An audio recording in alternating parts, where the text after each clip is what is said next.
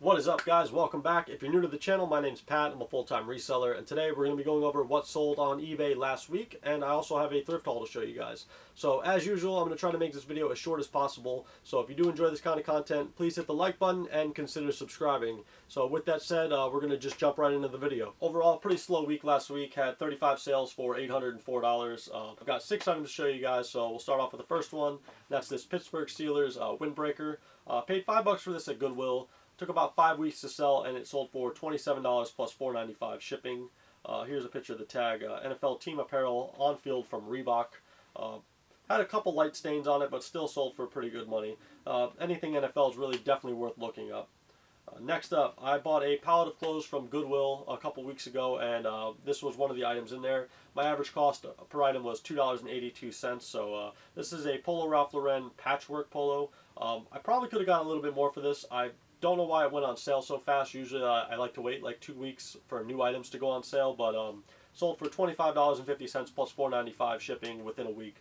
Completely happy with that. And next, I found this shirt in the same pallet, so my cost was $2.82. It's a New Tags NBA Conference Finals shirt from 2001. It's technically not vintage. Vintage is 20 years old, but it was close enough that I decided to throw it in the title anyway. But this also sold really quick for 25 bucks plus $4.95 shipping.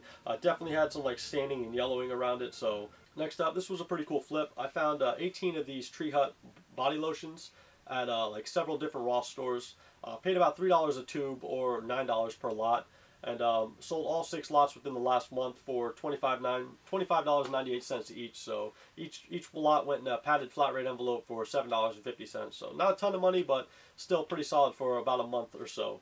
Next up, this is a lot of 2 Tesla button front long sleeve shirts. I think this is like employee shirts or work shirts.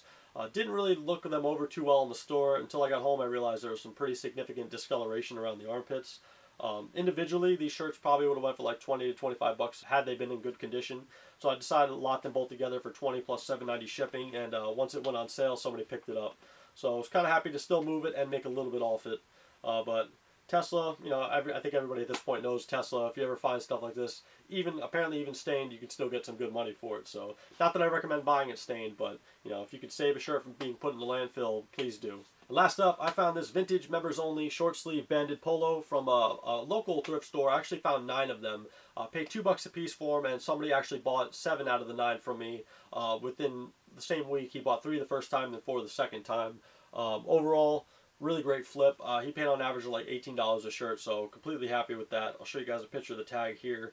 If you can find any, like Allen Stewart's another brand that has really cool like banded short sleeve polos from like the 80s. They do sell well too. I've sold them for like 25, 30 bucks. Members Only is one of those brands to definitely keep an eye out for. Some of the jackets can be worth good money too.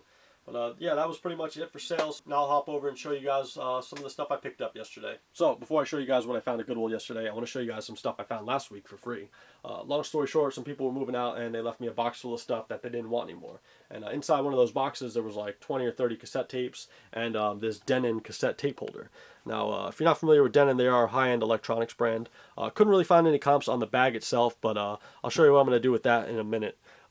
Out of the 12 cassettes that were kind of good, these 10 I might lot together because they weren't worth much individually, but I might be able to get like 20 bucks for the 10 of them. I found one sealed cassette, and this one actually might be worth 20 or 30 bucks. It's Tool, and I think the album is Undertow.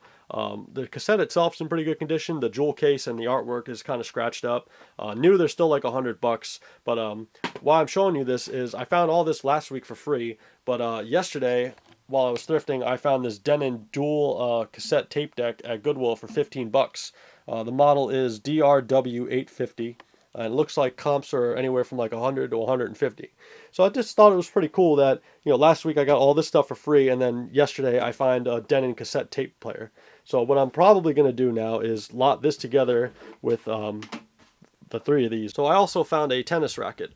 Only paid $2 for it. Came with the case. Overall, it's in really good condition. The brand is Estusa. I'll have to do a little bit more research on the model number. I don't know too much about tennis rackets, but it says Pyrotech FX. The handle is coming apart a little bit, but not too bad. Hopefully it'll do well. But like again, for $2, couldn't really pass it up.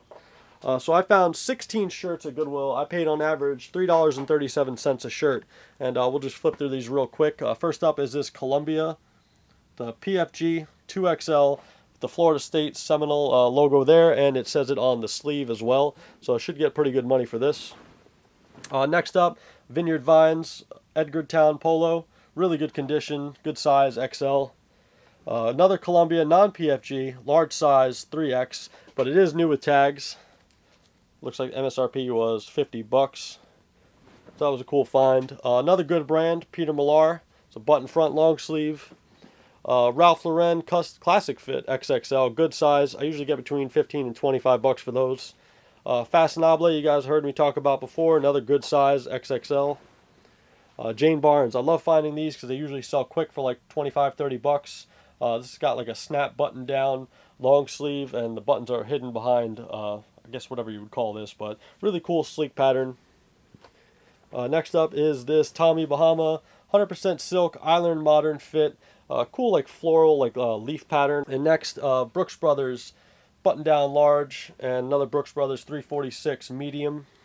And I found a couple of these last week. Charles Tyrwet Weekend.